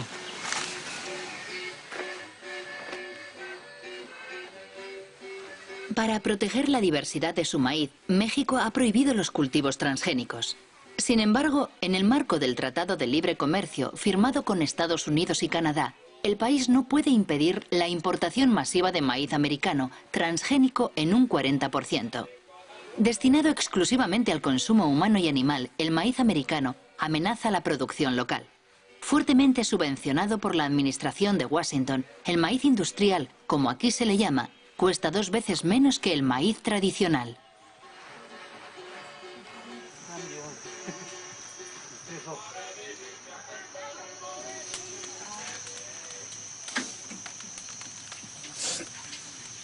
¿La tortilla siempre se hace con maíz criollo? Sí. Natural, rinde más. Sí. Y alimenta más porque es de la tierra pura.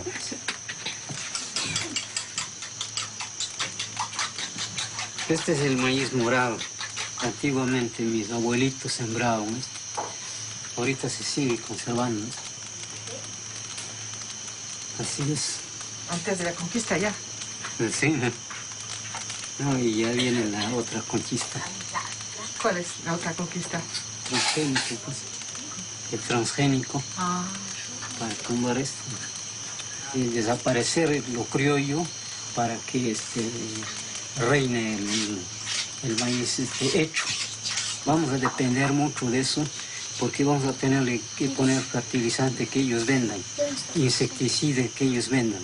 Todo lo que ellos tengan que vender, tenemos que comprarlo para que haya maíz, no va a haber.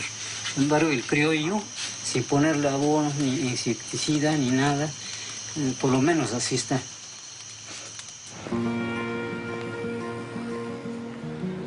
El artículo de Ignacio Chapela en Nature provocó una gran conmoción en México.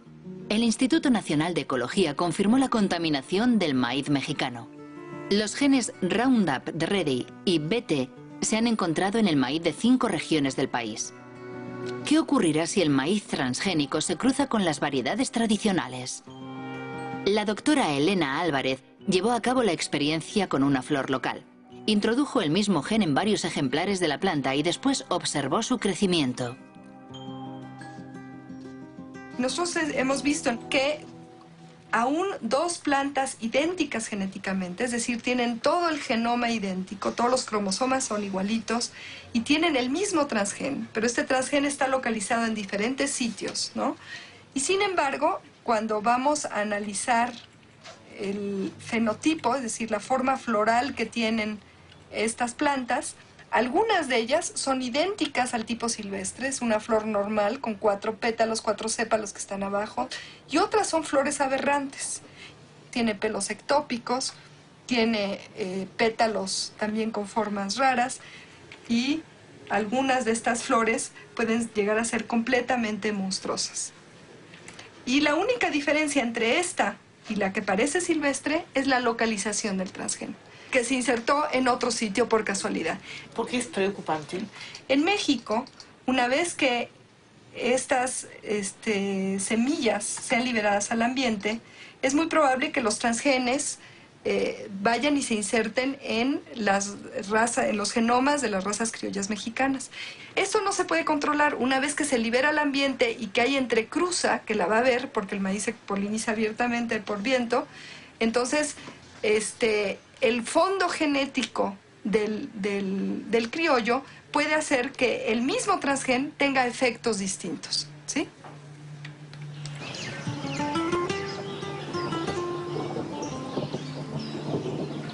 Buenos días, los seguimos invitando para que podamos platicar con ustedes un momento en relación a las actividades que se están produciendo actualmente del maíz, sobre todo por la contaminación por transgénicos. Nosotros estamos muy preocupados. Aldo González dirige una organización indígena. Desde hace 2 años realiza una campaña informativa en las comunidades de Oaxaca. Los temores expresados por la doctora Elena Álvarez ya han sido verificados sobre el terreno. Yo voy a mostrarles ahora algunas imágenes de plantas de maíz que hemos encontrado aquí en la región de la Sierra Juárez y que nos gustaría saber si ustedes las han visto, ¿no? Opa, estas no son.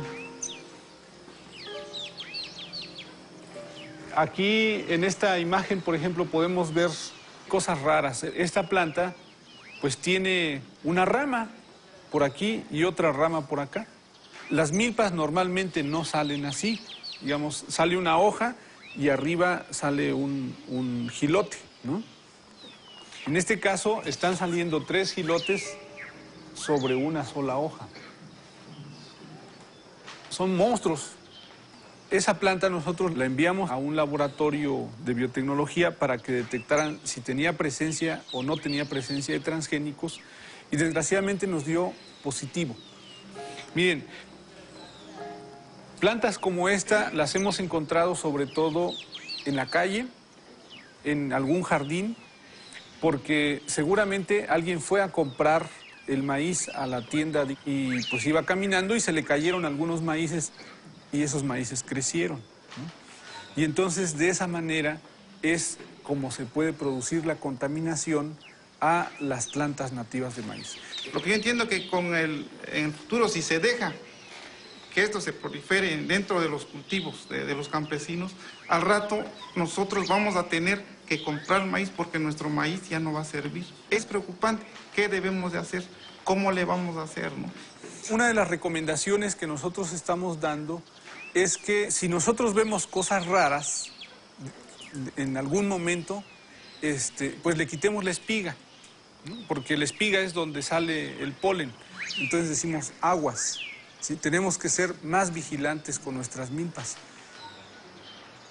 ¿No le parece que puede ser una estrategia de una compañía como Monsanto lo que no puede alcanzar a nivel legal, lo alcanzas a través de la contaminación? Y nosotros pensamos en un momento dado que la contaminación incluso puede ser hecha a propósito. Si el lugar de origen del maíz está contaminado, ¿qué importa si otro lugar del planeta se contamina? Entonces, esto a quién beneficia solamente a las empresas transnacionales como Monsanto. ¿Cómo reaccionó Monsanto a la publicación del artículo de Ignacio Chapela sobre la contaminación mexicana? Los golpes bajos de Monsanto y el despido del profesor de Berkeley, firmado por Jonathan Matthews, director del GM Watch, un servicio de información sobre los transgénicos con sede en el sur de Inglaterra.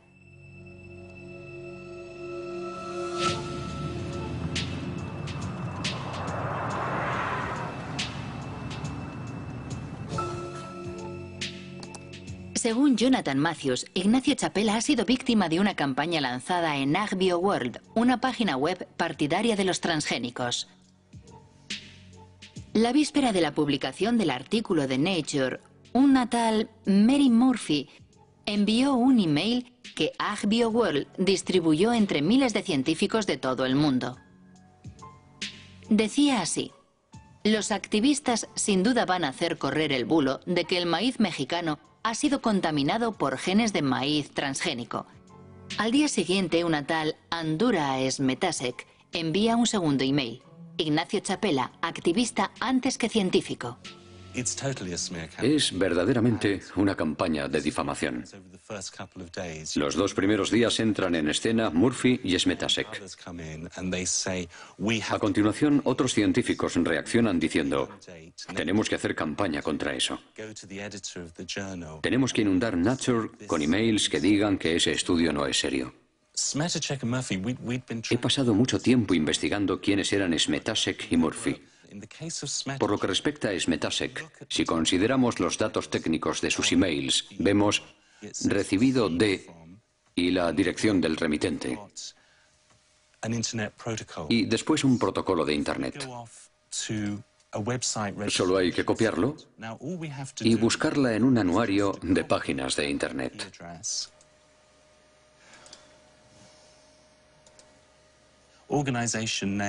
Y descubrimos que la propietaria es la compañía Monsanto de San Luis. En cuanto a Mary Murphy, dejó algunas pistas que me permitieron llegar hasta ella. Como podemos ver aquí, los emails enviados por Mary Murphy son de la dirección bw6biwood.com. Investigando, descubrimos que bitboot.com es el nombre de una agencia de comunicación llamada Group Vivin y que entre sus clientes se encuentra Monsanto. Falsos científicos. ¿Realmente son golpes bajos? Sí, podemos hablar de métodos muy sucios que pisotean la ética más elemental. Demuestran que se trata de una empresa capaz de cualquier cosa por imponer sus productos en todo el mundo, incluida destruir la reputación de todos aquellos que se pongan en su camino. La prensa británica se hizo eco de las acusaciones de Jonathan Matthews, pero Monsanto ha preferido ignorarlo. Mientras continúa su imparable ascensión, la firma defiende su visión de un mundo transgénico que supuestamente resolverá los problemas del hambre y el medio ambiente en perfecta armonía. La experiencia práctica demuestra claramente que la coexistencia entre la agricultura transgénica y la agricultura convencional o biológica no solo es posible, sino que existe de forma pacífica en todo el mundo.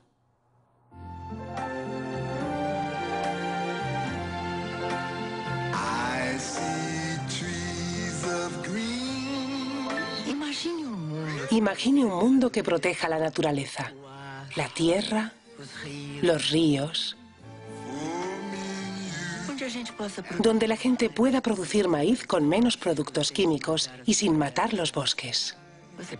Usted está pensando en un mundo con transgénicos.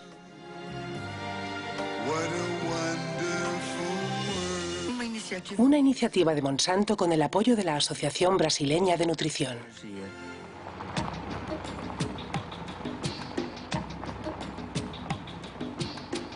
El mundo transgénico ya está en marcha en América del Sur, donde en 2007 se sembraron 40 millones de soja Roundup Ready.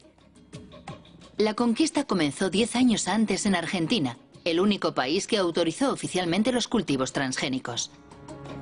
Desde entonces, los transgénicos se han extendido misteriosamente por los países vecinos, como Brasil o aquí, en Paraguay. En 2005, el gobierno paraguayo legalizó finalmente los cultivos clandestinos para salvar sus exportaciones de soja, especialmente a Europa, donde el etiquetado de los transgénicos es obligatorio. Una forma de reconocer que el Ministerio de Agricultura se enfrentaba a un hecho consumado. Cuando se aprobó la utilización del transgénico, había entrado originalmente el transgénico en forma irregular. ¿Y se sabe cómo entraron las semillas? ¿Cómo entraron? ¿Por la bolsa negra o...? No, nosotros le llamamos esas bolsas blancas. No le llamamos, ustedes le llamarán bolsas negras, nosotros le llamamos bolsas blancas. Son semillas que no tienen certificaciones oficiales. ¿Se sabe si Monsanto tuvo un papel en el contrabando de semillas? Quizás las empresas pudieron haber promocionado sus variedades, sus líneas de semillas. Evidentemente, y como le digo, el gobierno tuvo que reaccionar ya proactivamente, pero una vez ocurridos los hechos.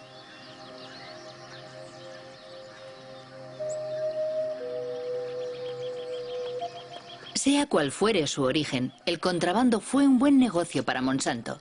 Desde que los cultivos fueron legalizados, la compañía ha conseguido que los productores paguen derechos por cada tonelada de soja producida. Igual que en Brasil.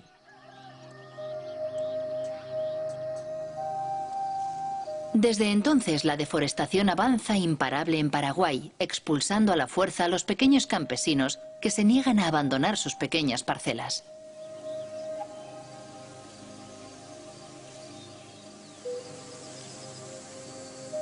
Jorge Galeano dirige una organización campesina que lucha contra el avance de lo que llama el desierto verde. Así como estamos teniendo acá una muestra de lo que es el sojal, en realidad es solamente un monocultivo que destruye todo lo que está a su paso, ¿verdad? Entonces, estos eran totalmente bosque y, digamos, parte de la agricultura familiar campesina, que conviven con las plantas, con los árboles, ¿verdad? La mandioca, el maíz. ¿Le parece, Jorge, que el monocultivo transgénico puede convivir con las producciones de los pequeños campesinos aquí? Nosotros estamos seguros que no. No puede convivir, no son compatibles. Es una guerra silenciosa que va eliminando comunidades campesinas, familias campesinas, biodiversidad que tenemos en el campo. Esta trae muerte, trae pobreza, trae enfermedades y la eliminación de todos los recursos con que nosotros contamos para sobrevivir. Actualmente, por todo el país se fumiga Roundup, con avionetas o con abonadoras llevadas por obreros agrícolas sin ninguna protección.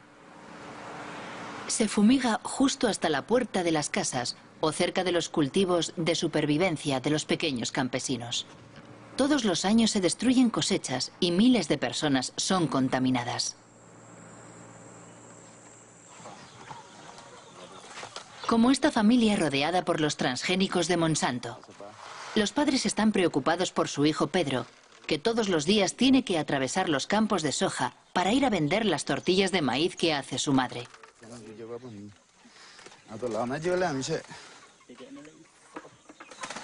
¿Desde cuándo tiene eso? Le empezó hace 15 días. Empezó por el pie. Y después se le extendió. Así fue como empezó. ¿Le duele la cabeza?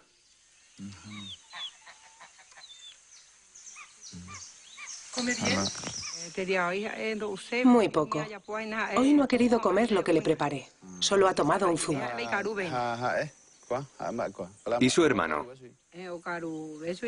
Él come mejor, pero es difícil. Así es, vivimos. Tomamos el agua, intoxicado. muriendo de nosotros 60 patos con ganso. Ahí viene y enseguida cae y muere. Porque allá se pasaba, se mata todo. Ahí en la altura. Y cuando llueve viene el agua y el pato vive por el agua. Y por eso. En Paraguay, el 2% de la población posee el 70% de las tierras cultivables y con los transgénicos la concentración no deja de aumentar.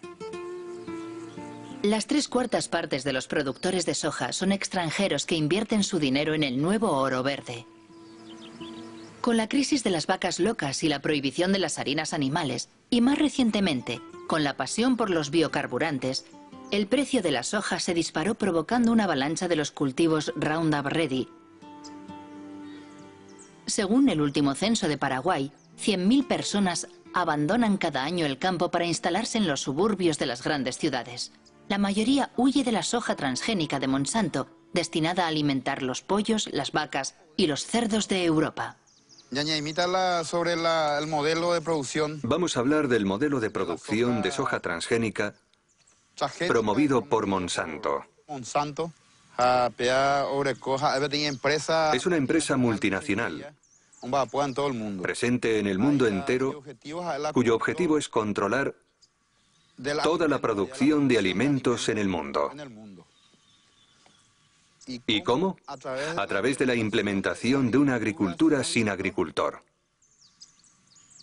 El resultado es que nos priva de nuestra soberanía alimentaria, es decir, de la posibilidad de alimentarnos por nosotros mismos, sin depender de nadie para hacerlo.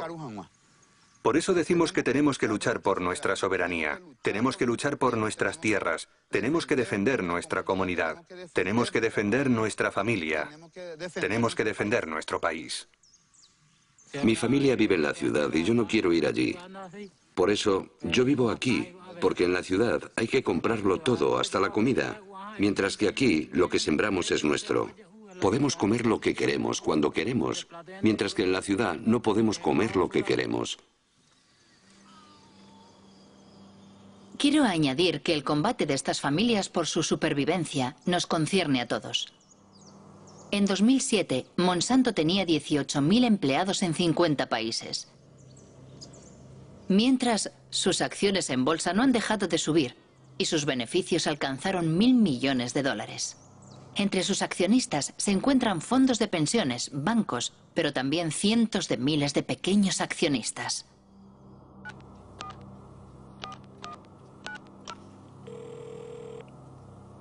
¿Chris Horner? Hola, Christopher Horner. Soy Marie-Monique Robin, de Francia. Agradecemos su insistencia solicitando una entrevista. Pero hemos tenido algunas conversaciones internas y no hemos cambiado de opinión. De forma que no tenemos ninguna razón para participar en su documental, porque sospechamos que no será muy positivo para nosotros.